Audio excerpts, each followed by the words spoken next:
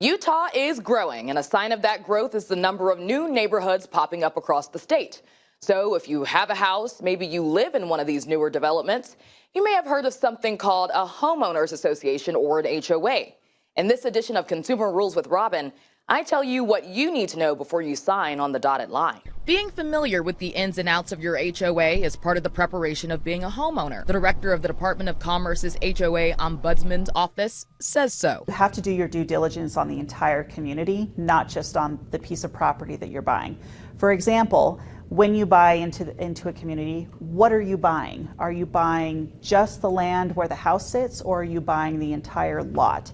Some communities, you're buying the yard along with the house. Some of them, you're just buying the land where the house sits. And that's important because what that means is that if you don't own the yard, then the community has a greater say over what you can and can't do with that yard. As you're looking at houses and potentially looking to buy in one of these communities, be sure to look at the governing documents and take the time to read through them.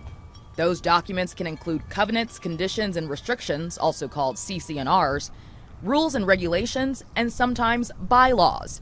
It might save you a future headache to understand what the rules are before you get there. You also want to ask about the financial state of the HOA. How much money do they have in their reserves? When was the last time they issued a special assessment? Do they have any special assessments coming up in the near future?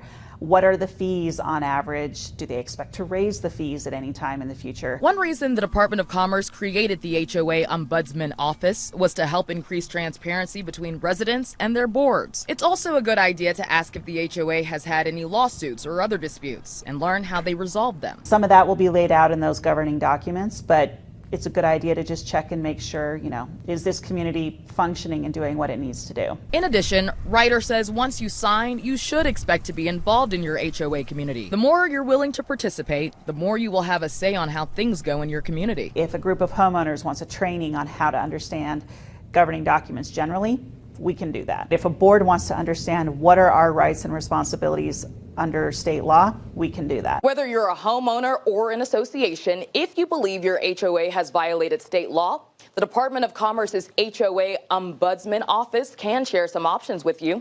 You can contact them by phone or through their website, which is linked with this story on fox13now.com. For Consumer Rules with Robin, I'm Robin Oginye, Fox 13 News, Utah.